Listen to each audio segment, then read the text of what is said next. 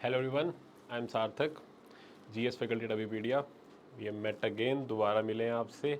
ठीक है, और आज फिर से जैसे पहले प्रॉमिस किया था आपके लिए एक बहुत इंपॉर्टेंट टॉपिक के ऊपर, ठीक है, एमसीक्यूज़ के थ्रू जिस तरह हम पॉलिटी को कवर कर रहे हैं, एक और टॉपिक लेके आया हूँ which is the president, union executive. ठीक है, एमसीक्यूज़ के थ्रू हम पॉलिटी को कवर कर रहे हैं, वो हमारी सीरीज़ चल रही है। उसी सीरीज़ के अंदर एक नेक्स्ट लेक्चर है आपके आगे आज। ठीक है, बट बिफोर दैट एक और अच्छी इन्फॉर्मेशन, ठीक है, आपके लिए बहुत इंपॉर्टेंट इन्फॉर्मेशन लेके आया हूँ which is our course complete SSC MTS का फुल कोर्स विद 45% डिस्काउंट। एक बम्पर डील है आपके लिए, बहुत ज़्यादा डिस्काउंट के साथ, एक ग्रैंड अपॉर्चुनिटी, बहुत अच्छी अपॉर्चुनिटी है which is what in just ₹2500। जो कोर्स पहले 45 रुपीज़ 4500 का होता था, वो सिर्फ और सिर्फ 2500 में, only 2500, which is nothing if you ask me. ठीक है, 2500 में आपको पूरा का पूरा एसएससी एमटीएस का पूरा फुल कोर्स, पूरे टॉपिक के coverages, test, weekly test, course, पूरा पूरा स्टडी मटेरियल, ठीक है, guidance, mentorship which is very important, the most crucial part of the preparation, सब मिलेगा आपको सिर्फ एट जस्ट ₹2500। एक बहुत अच्छी अपॉर्चुनिटी है, अभी के अभी जाएं और लिंक को ज्वाइन करें, कोर्स को एनरोल करें, कोर्स के अंदर एनरोल करें और अभी पीडिया का पार्ट बने। आपकी प्रिपरेशन को और एनहांस करने के लिए बहुत सबसे पहला स्टेप होना चाहिए आपका ये, कि अगर आप चाहते हैं कि आपकी इफेक्टिव स्टडी हो, कम टाइम के अंदर ज़्यादा इनपुट आए, ठीक है, और आप इंश्योर कर सके कि आपका सिलेक्शन पक्का हो ही हो, ठीक है, एक डिसिप्लिन मैनर के अंदर आप प्रिपेयर करें, एक अच्छे रिसोर्सेज आपको मिलें, एक अच्छी गाइडेंस मिले, एक अच्छी मेंटरशिप मिले, तो आपके लिए इससे अच्छी अपॉर्चुनिटी और क्या हो सकती है, वो भी सिर्फ 2500 में। ठीक है, अभी के अभी जाएं और इसको ज्वाइन करें, एनरोल इन आवर कोर्स। ठीक है, you will definitely be benefiting from it. ठीक है, बेनिफिट क्या, आपका सिलेक्शन इंश्योर होगा, एक अच्छी जॉब आपको मिलेगी, ठीक है, आपका फ्यूचर इंश्योर सेफ रहेगा कहीं ना कहीं। ठीक है, तो 2500 कुछ भी नहीं होते आपके एक अच्छे फ्यूचर को इंश्योर करने के लिए। ठीक है, जल्दी से जल्दी एनरोल करें, एनरोल इट नाउ, ये लिमिटेड टाइम के लिए आपके पास अवेलेबल है। उसके बाद आई कैन गारंटी थोड़े टाइम बाद ये कोर्स फिर से आपको इसी ओरिजिनल प्राइस पे ही मिलना अवेल करना पड़ेगा। अभी के लिए अपॉर्चुनिटी है तो काइंडली ग्रैब करें। अर्ली बर्ड्स, अर्ली अपॉर्चुनिटी जो ग्रैब करता है उसी को आगे सक्सेस मिलती है, उसके सक्सेस के चांसेस बहुत ज़्यादा एनहांस हो जाते हैं। आई मीन आ रही बात समझ में? तो जल्दी जल्दी इनरोल करें, ठीक है, एंड ज्वाइन विद अस, हमारे साथ और अच्छे से जुड़े। ठीक है, बाकी ये फ्री कोर्सेज, फ्री लेक्चर्स तो आपके सामने यूट्यूब पे आते ही रहेंगे, बट इसके अंदर आपको सारा होलसम कवरेज मिलेगी। ठीक है, कंप्लीट गाइडेंस, हर टाइम आपके साथ मेंटरशिप रहेगी, आपके सारे डाउट्स क्लैरिफाई किए जाएंगे। ठीक है, बट उसके अलावा भी आपकी प्रॉब्लम को थोड़ा और ईजी करने के लिए हमने एक व्हाट्सएप ग्रुप बना रखा है, जिसके अंदर आपकी सारी क्वेरीज रिजॉल्व करी जाएंगी। ठीक है, जिसका लिंक नीचे डिस्क्रिप्शन में और बायो में आपके साथ प्रोवाइडेड है। ठीक है, यहाँ पर आप कोई भी क्वेरी, एग्जाम से रिलेटेड किसी भी टाइप की query, you can ask there. ठीक है, ये तो फ्री ऑफ कॉस्ट है एकदम। ठीक है, जल्दी से जल्दी जाएं, अभी के अभी मैं कहता हूँ पॉज करें वीडियो को और अभी के अभी लिंक पे क्लिक करें नीचे बायो में और ज्वाइन करें व्हाट्सएप ग्रुप को, तभी कभी ज्वाइन कर ही लीजिए। सारी की सारी क्वेरीज आपके एग्जाम से रिलेटेड यहाँ पे डील करी जाएंगी। हम बिल्कुल एग्जाम पे फोकस हो के ही ये सारे काम किए गए हैं, पूरा का पूरा कोर्स इस हिसाब से डिज़ाइन है। सारी की सारी फैकल्टी सिर्फ उसी पे फोकस रहती है कि आपका सिलेक्शन इंश्योर करना है, एग्जाम पे फोकस रखना है, दैट्स इट। कोई डाइग्रेशन नहीं, कुछ नहीं, नथिंग। सीधा सीधा अर्जुन को जैसे अपनी वो अपना नीचे दिखता था, अर्जुन को अपनी वो आँख दिखती थी मछली की, ठीक है, सिर्फ और सिर्फ उसी डायरेक्शन में चलते हैं, सिर्फ उसी पे फोकस रहता है। आई बात समझ में? तो काइंडली अभी कभी जाएं, लिंक बायो में है, वहाँ पर ज्वाइन करें and be part of Abhipedia. ठीक है, okay, with this let's start our lecture. मैं फिर आपको हमेशा जैसे लेक्चर में पहले अपनी ड्रिल बताता हूँ कैसे करना होता है, कैसे you have to move forward, कैसे आपको आगे बढ़ना है क्वेश्चंस को अटेम्प्ट करने से पहले। मैं क्वेश्चन को पढ़ता रहूँगा, ठीक है, आई विल कंटिन्यू, बट आपको क्वेश्चन पढ़ते ही वीडियो को पॉज करना है, खुद अटेम्प्ट करने की ट्राई करनी है, एंड देन वीडियो को प्ले करना है, चेक करना है कि आपका आंसर करेक्ट था या नहीं था। ठीक है, उसके बाद उसको एनालिसिस करना है, उससे रिलेटेड अगर कोई नया फैक्ट पता लगता है तो वो आपको यहाँ पर लर्न करना है। आ रही बस समझ में? ऐसे प्रोसीड करना है, बट आई विल कंटिन्यू। अपने आप करोगे, हर चीज़ स्पून फीडिंग से नहीं होनी चाहिए, हर चीज़ आपको नहीं है स्पून फीडिंग होनी चाहिए। कुछ चीज़ों में खुद का दिमाग चलना चाहिए, थोड़ी माइंड बॉगलिंग होनी चाहिए, तभी चीज़ें लर्न होती हैं अच्छे से। ठीक है, okay. So first question, which article of the Indian constitution says that there shall be a president of India? ठीक है, आज हमारा टॉपिक क्या है? President, union executive. आज अपना टॉपिक क्या है? यूनियन एग्जीक्यूटिव से रिलेटेड, विच इज पहला टॉपिक क्या है इसमें, प्रेसिडेंट। ठीक है, चलो पहले क्वेश्चन से पहले मैं आपको एक चीज़ और बता दूं आज। ठीक है, let me tell you one more thing कि यूनियन एग्जीक्यूटिव, ठीक है, यूनियन एग्जीक्यूटिव, इसके अंदर बेसिकली कौन कौन इंक्लूडेड होता है। यूनियन एग्जीक्यूटिव की अगर हम बात करें तो इसके अंदर क्या क्या आएगा, 1 प्रेसिडेंट, ठीक है, 2 वाइस प्रेसिडेंट, ठीक है, 3 अटॉर्नी जनरल, ठीक है, ये अटॉर्नी जनरल लोग भूल जाते हैं नॉर्मली। और इसके अलावा और कौन कौन आएगा, obviously prime minister 4th, and council of minister, union council of ministers.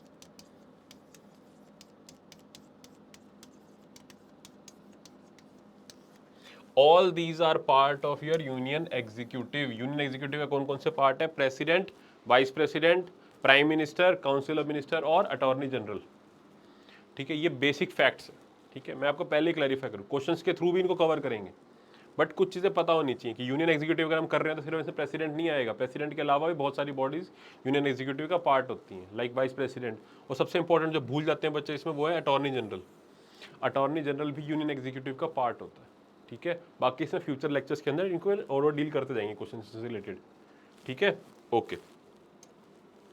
So first question, which article of the Indian constitution says that there shall be a president of India. कौन सा article बोल रहा है कि there shall be a president of India. ठीक है, तो option है आपके सामने, A article 61, B 62, C 52 and D 74।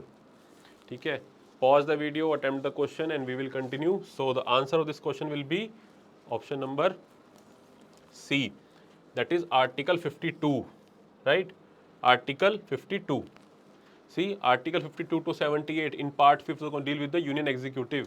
Article देखो, अब यहाँ से हमें एक चीज़ और इन्फॉर्मेशन क्या मिली कि पार्ट 5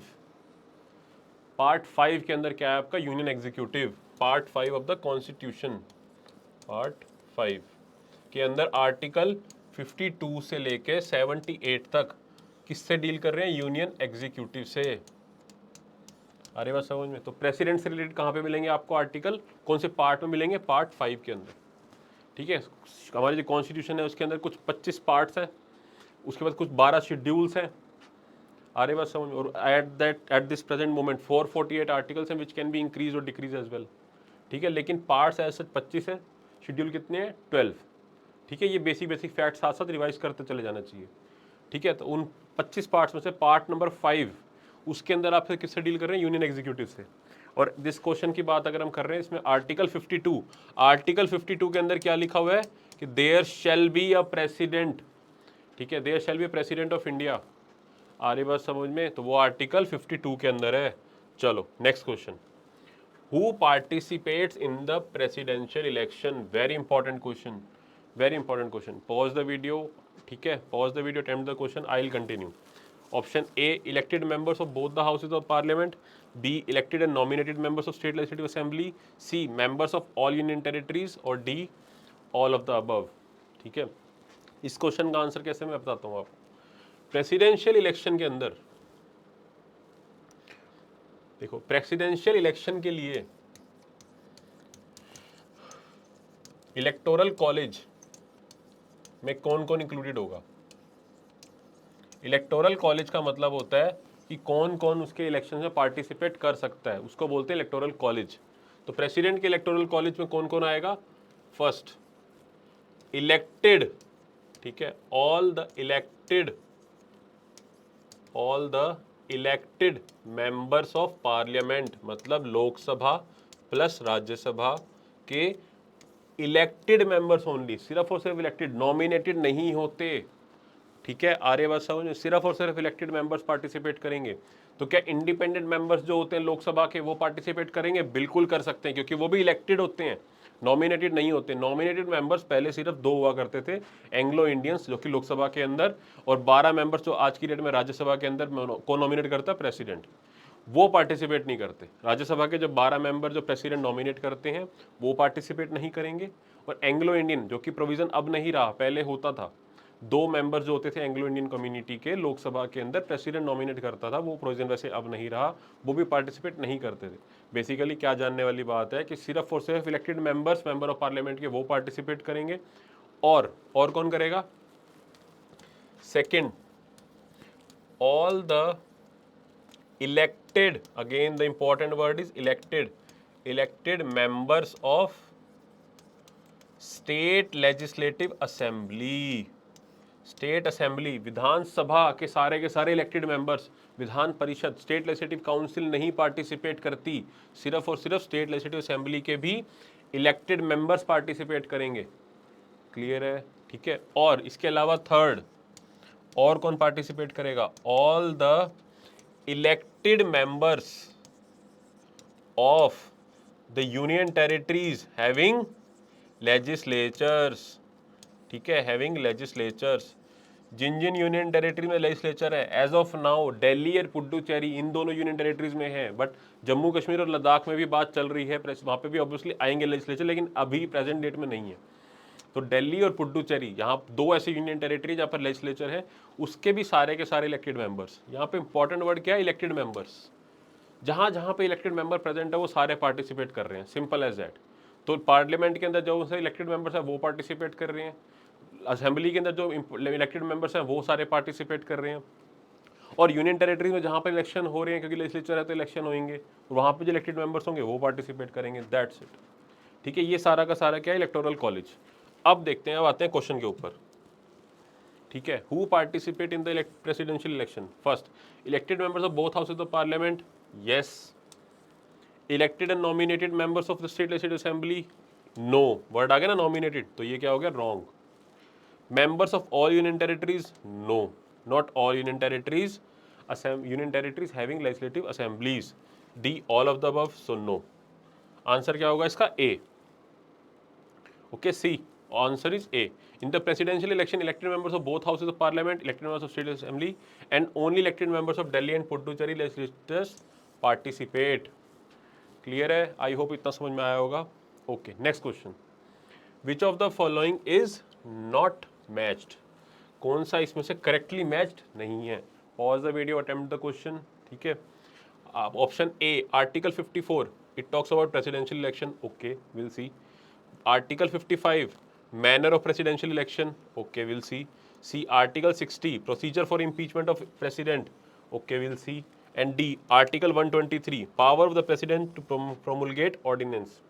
सी, इस क्वेश्चन का करेक्ट आंसर बताने से पहले मैं एक बता दूं कि सारे के सारे आर्टिकल्स बहुत इंपॉर्टेंट है। ये 54, 55, आर्टिकल 60, आर्टिकल 123, 60 की बजाय आर्टिकल 61 भी, प्रेसिडेंट से रिलेटेड सारे के सारे आर्टिकल्स बहुत इंपॉर्टेंट है, वो लर्न होने चाहिए। बट टेंशन लेने वाली बात नहीं है, जैसे जैसे आप वीडियो में प्रोसीड करोगे बार बार आपके सामने क्वेश्चन आएंगे, अपने आप छपते भी चले जाएंगे दिमाग में, रिवाइज इतनी बार हो जाएंगे कि वैसे ही याद हो जाएंगे।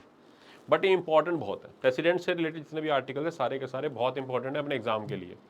ठीक है, सो आर्टिकल 54 से लेके 78 आपको याद होने चाहिए। ठीक है, ओके।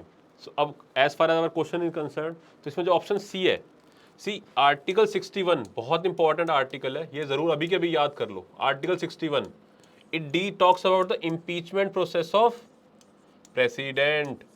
प्रेसिडेंट के इम्पीचमेंट प्रोसेस की बात कर रहा है ये। इम्पीचमेंट का क्या मतलब है? यहाँ पर रिमूवल, प्रेसिडेंट के रिमूवल। और यहाँ पर इंपीचमेंट किसके लिए हो रहा है? सिर्फ और सिर्फ प्रेसिडेंट के लिए। अभी फर्दर क्वेश्चन में इस प्रोसीजर को थोड़ा अच्छे से एक्सप्लेन भी करेंगे, बट अभी के लिए यहाँ पर सबसे सीधा सीधा क्या आंसर आएगा इसका? Article 6, option C, which is incorrectly matched. यहाँ पर क्या करेक्ट आंसर होना चाहिए था? आर्टिकल 61। बाकी सारे के सारे आर्टिकल इंपॉर्टेंट है। इसमें आर्टिकल 123 भी बहुत इंपॉर्टेंट है वैसे। ठीक है, इसमें ऑर्डिनेंस की जो पावर होती है प्रेसिडेंट की, प्रेसिडेंट कैन पास ऑर्डिनेंसेस जब सेशन में नहीं होती, लोकसभा राज्यसभा सेशन में नहीं होती, और अगर मान लो कोई इंपॉर्टेंट एक्ट पास करानी है, कोई इंपॉर्टेंट लॉ लेके आना है, तो उसके लिए प्रेसिडेंट के पास एक ऑर्डिनेंस की पावर होती है, इसके अंदर लेजिस्लेशन कर सकता है, वो लॉ बनाने की पावर होती है। एक एक्स्ट्रा ऑर्डिनरी सर्कमस्टांसिस में, अर्जेंसी की सिचुएशन में, कि मान लो इंपॉर्टेंट है बहुत ज़्यादा कोई लॉ बनाना, लेकिन हाउस सेशन में नहीं है और उसको अर्जेंटली उस लॉ को पास कराना है, तो आप हाउस को बुलाओगे, सेशन बनाओगे, टाइम लगता है, लेकिन अर्जेंसी है, नीड है, तो उस टाइम पे प्रेसिडेंट के पास ऑर्डिनेंस की पावर होती है, ऑर्डिनेंस मेकिंग पावर होती है। Ordinance is equivalent to a legislative act, बिल्कुल लॉ के बराबर होता है। और वो कौन से आर्टिकल में दिया हुआ है? आर्टिकल 123। टेंशन लेने वाली बात नहीं है, सारे के सारी चीज़ें बार बार रिपीट होंगी, ऑर्डिनेंस की बात दोबारा दोबारा आएगी, जैसे हम क्वेश्चन और करते चले जाएंगे, बार बार रिपीट होंगे, रिवीजन होएगी, साथ लगे रहो, साथ बस कंटिन्यू करो, हार्ड वर्क करते रहो, जैसे सब चल रहा है साथ चलते रहो, सब याद हो जाएगा। अब आर्टिकल 123 भी छप जाना चाहिए यहाँ पर, ठीक है। यहाँ पर मैं आपको एक चीज़ बता दूँ, प्रेसिडेंट की जो ऑर्डिनेंस पावर है वो है आर्टिकल 123 और गवर्नर की जो ऑर्डिनेंस पावर है वो है 213।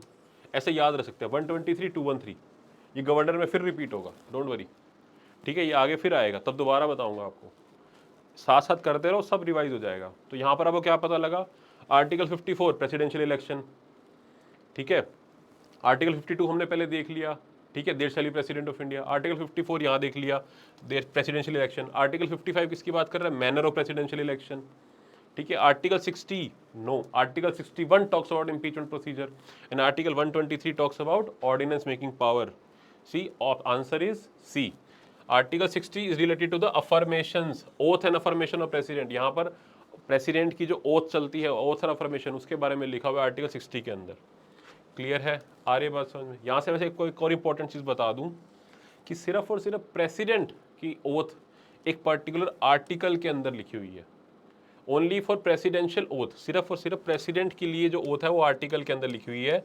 बाकी सबकी, बाकी जितने भी अथॉरिटीज़ हैं, इतनी भी इंस्टीट्यूशन है जिनकी oath and affirmations third schedule के अंदर है, ठीक है, थर्ड शेड्यूल के अंदर ओथ एंड अफर्मेशंस होती हैं।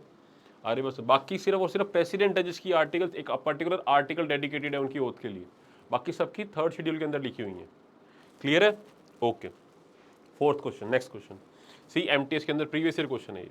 विच amendment made it mandatory for the president to give his assent to the constitutional amendment bill.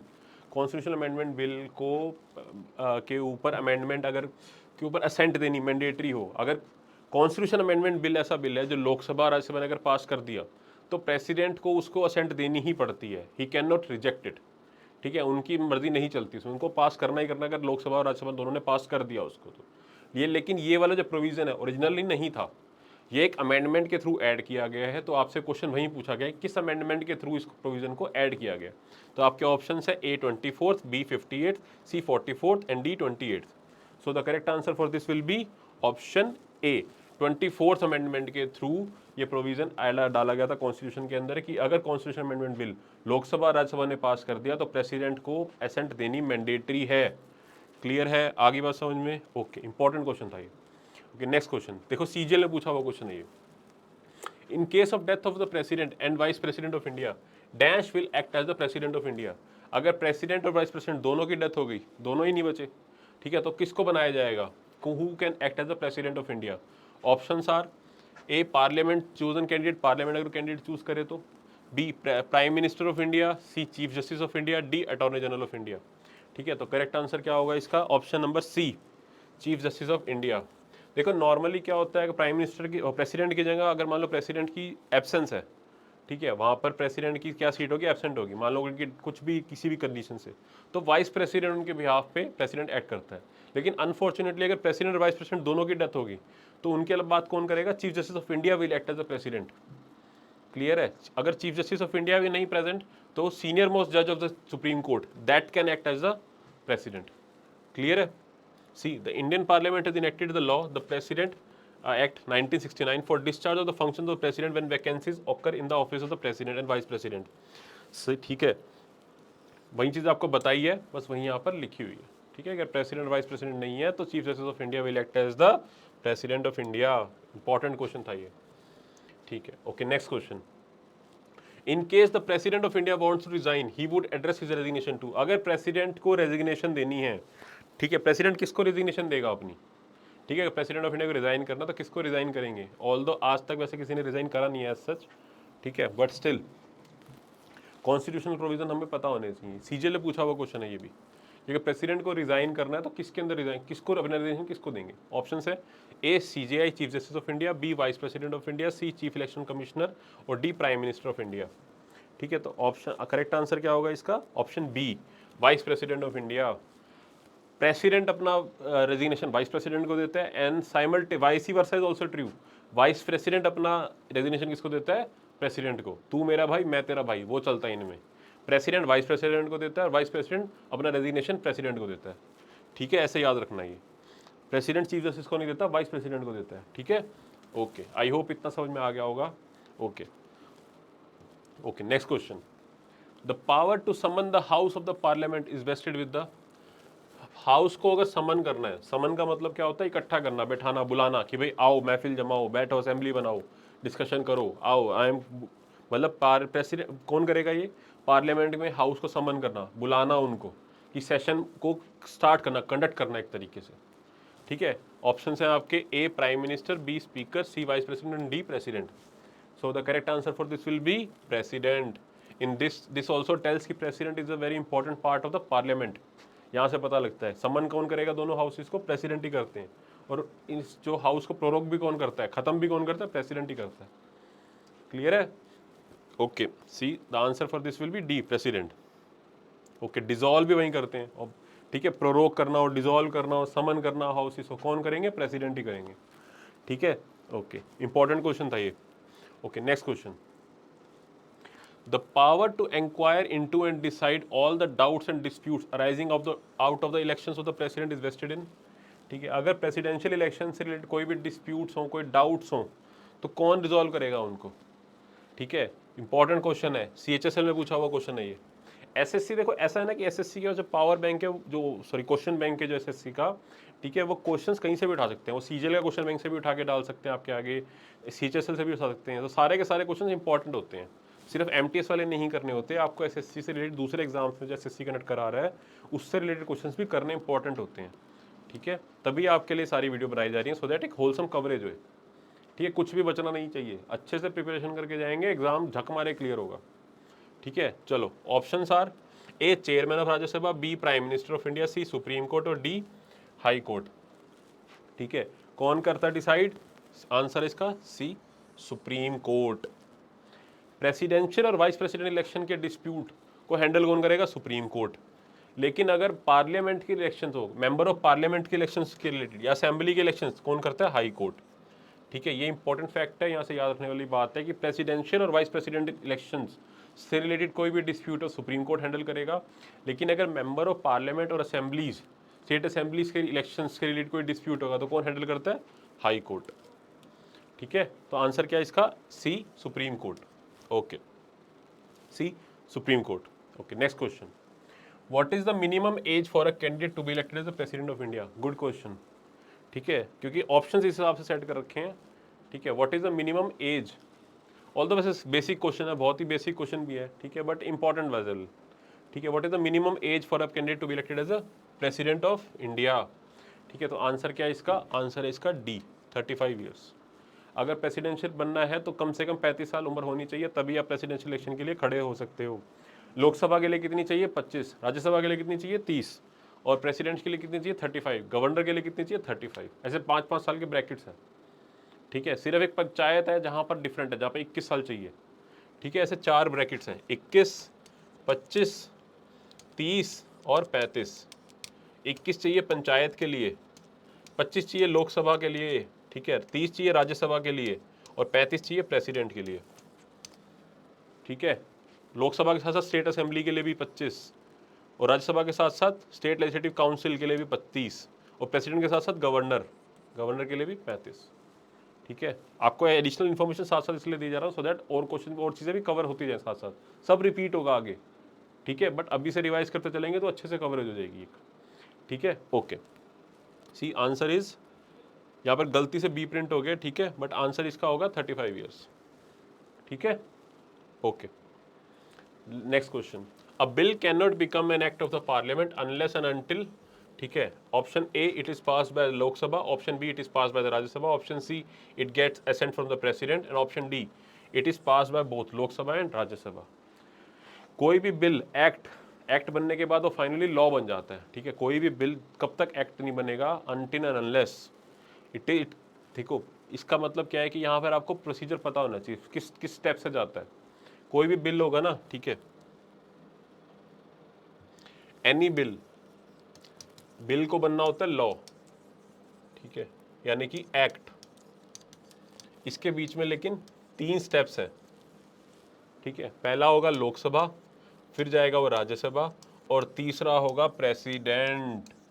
पहले लोकसभा पास करे उसको, फिर राज्यसभा पास करे, और उसके बाद जब तक उसको प्रेसिडेंट की एसेंट नहीं मिलती, ठीक है, तब तक वो बिल एक्ट नहीं बनता, लॉ नहीं बनता। इससे पता लगता है कि president is an very important part of the parliament. तभी बोला जाता है कि पार्लियामेंट के 3 पार्ट्स हैं, Lok Sabha, Rajya Sabha as well as the president. आ रही बात समझ में? यस और नो? ठीक है, so answer for this question will be option C, until it gets the assent from the president। ठीक है, ओके। कोई भी डाउट हो you can ask in the comment section as well, ठीक है, but you can join the link in the WhatsApp group. जो WhatsApp group join करें, links का बायो में, उसमें भी आप सारी क्वेरीज पूछ सकते हो। बट क्वेश्चन से रिलेटेड कोई भी डाउट है you can ask in the comment section as well. ठीक है, okay, see the option is C. Next question, how many members of the Anglo Indian community can be nominated by the president of India to the parliament? Although ये provision अब नहीं रहा, but still थोड़ी relevance है इस question की। ठीक है, options are A1, B2, C5 और D8। ठीक है, तो करेक्ट आंसर क्या होगा इसका? इसका आंसर होगा बी। पहले एक प्रोविजन होता था कि एंग्लो इंडियन कम्युनिटी के कम मिनिमम 2 बंदे, ठीक है, प्रेसिडेंट जो है नॉमिनेट कर सकता था लोकसभा में, अगर उनकी रिप्रेजेंटेशन उनको कम लगती थी तो। लेकिन अब ये प्रोविजन नहीं है, और स्टेट असेंबली के अंदर एक मेंबर गवर्नर कर सकता था अगर उनको उनकी रिप्रेजेंटेशन कम लगती थी। ऑल्दो वहाँ से भी प्रोविजन हट गए अभी। ठीक है, okay. Next question, who can initiate impeachment proceedings against the president of India? ये इंपॉर्टेंट क्वेश्चन है। ठीक है, इसको अच्छे से डील करते हैं। क्वेश्चन क्या पूछ रहा है आपसे? Impeachment procedure. ठीक है, इम्पीचमेंट प्रोसीजर की बात हो रही है यहाँ पर। ओके, अब इम्पीचमेंट का मतलब क्या है? Removal of president. सिर्फ देखो इम्पीचमेंट वर्ड क्यों यूज किया हुआ है यहाँ पर, क्योंकि हमारी जो कॉन्स्टिट्यूशन है वो ब्रिटिश कॉन्स्टिट्यूशन से बहुत ज़्यादा इंस्पायर्ड है।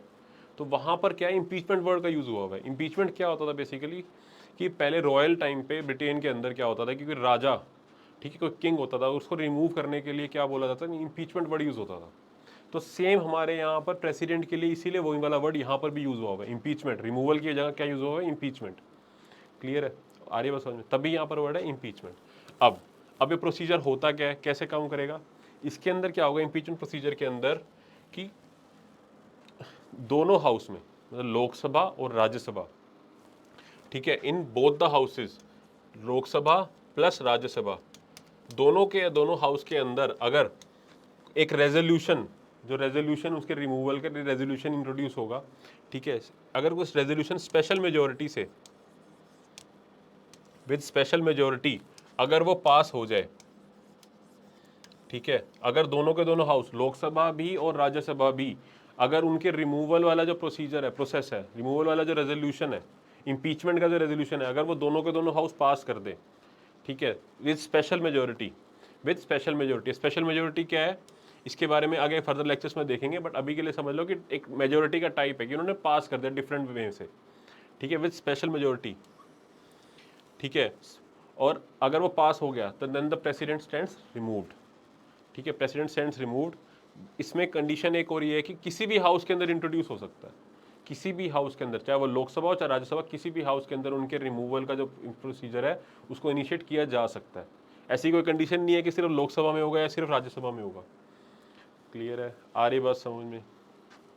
ठीक है, और यहाँ पर जो स्पेशल मेजोरिटी की बात है, अगर मैं आपको शॉर्ट में बताऊँ तो दोनों के दोनों हाउस के अंदर कि जो इनकी एब्सोल्यूट में वो एब्सोल्यूट स्ट्रेंथ है उसका 2/3, ठीक है, ऑल्दो इसको फिर किसी और लेक्चर में अच्छे से डिक्लेयर करेंगे, आगे फर्दर लेक्चर्स में देखेंगे, बट अभी के लिए इतना समझ लो कि लोकसभा और राज्यसभा, ठीक है, लोकसभा राज्यसभा किसी भी हाउस के अंदर इंट्रोड्यूस कर सकते हैं, और बट दोनों के दोनों हाउस में लेकिन वो रेजोल्यूशन पास होना चाहिए इंडिविजुअली, लोकसभा में पास होना चाहिए, राज्यसभा में पास होना चाहिए, तभी के तभी इसी only in that condition president will stand impeached और रिमूव्ड। आ रही बात समझ में? चलो, अब with this information let's attempt the question. Who can initiate impeachment procedure against the president? Only Lok Sabha? No. Only Rajya Sabha? No. Either of the parliament? Yes. Any legislative assembly? No. State assemblies तो participate करती ही नहीं है removal के अंदर, impeachment के अंदर state assemblies participate नहीं करती, ठीक है, वो सिर्फ इलेक्शंस के अंदर पार्टिसिपेट करती हैं। किसी भी हाउस के अंदर इंट्रोड्यूस हो सकता है और दोनों हाउस के अंदर पास कराना ज़रूरी होता है, तभी वो रिमूवल प्रोसीजर कंप्लीट होता है। आ रही बात समझ में? Okay, C, option C. Next question, the Indian parliament consist of, ठीक है, इंडियन पार्लियामेंट हमने लास्ट लेक्चर में भी देखा था, ये इंडियन पार्लियामेंट के अंदर कौन कौन पार्ट है? लोकसभा, राज्यसभा और प्रेसिडेंट। ठीक है, देखते हैं options. A Lok Sabha only, no. B Lok Sabha and president, no. Rajya Sabha and Lok Sabha, no.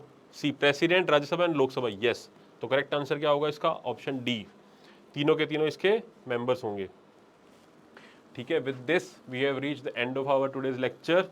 ठीक है, ओके, बट बिफोर दैट मैं आपको एक और इन्फॉर्मेशन देना चाहूँगा, which is the micro courses, which is the micro course. ठीक है, हमने एक बहुत इंपॉर्टेंट इनिशिएटिव और एक अच्छा इनिशिएटिव आपके लिए लॉन्च किया है, which is what? Micro course. कि अगर आपको पूरा कोर्स नहीं चाहिए, आपको सिर्फ एक पर्टिकुलर टॉपिक या पर्टिकुलर सेक्शन आपका वीक है, आपको खाली वहीं प्रिपेयर करना है, ठीक है, तो वो भी ऑप्शन आपके लिए अवेल किया है कि आप पूरा कोर्स ना बाय करके आप लिमिटेड सिर्फ उसी सेक्शन के लिए उतना ही पे करें। ठीक है, और मिनिमल पे करके आप वो वाला अपना टॉपिक प्रिपेयर कर सकें। ठीक है, तो उसके लिए हम क्या लेके आए आपके लिए? Micro course. ठीक है, अब वो ज्वाइन करने के लिए आपको कैसे ज्वाइन करना पड़ेगा? Go to Abhipedia. ठीक है, go to Abhipedia, then choose your exam. In this case we have SSC exam, MTS exam. ठीक है, आप दूसरे एग्जाम्स के लिए भी कर सकते हैं ऑल दो। ठीक है, एमटीएस। अब यहाँ पर हम नीचे जाएं, स्क्रॉल डाउन। ठीक है, scroll down, see Microverse over here, choose Microverse. ठीक है, okay, now see, enter the mobile number. ठीक है, यहाँ पर मोबाइल नंबर एंटर करें। ठीक है, उसके बाद अब आपको मान लो लेट से स्टैटिक जीके में जाना है। ठीक है, आपको ये टॉपिक करना है। सी हेयर, सारे के सारे कोर्सेज आपके सामने अवेलेबल है, sports, defence, regulatory authority, every topic is available over here, you can choose what ever you want. ठीक है, आपकी लाइफ को इजी करने के लिए, आपकी प्रिपरेशन को एनहांस करने के लिए हमने आपके सामने मल्टीपल ऑप्शंस रखे हुए हैं। अगर आपको पूरा कोर्स परचेज करना है, you are very welcome for that. You want to enroll in any particular course in the micro course, you are very much welcome for that also. ठीक है, प्लीज़ अभी के अभी ये जो अपॉर्चुनिटीज़ आपके सामने, इनको अवेल करें, एनरोल करें, अबीपीडिया का पार्ट बने और अपने सिलेक्शन को इंश्योर करें। With this, I wish you all a very best of luck and I will meet you in the future lectures. Thank you and have a nice day.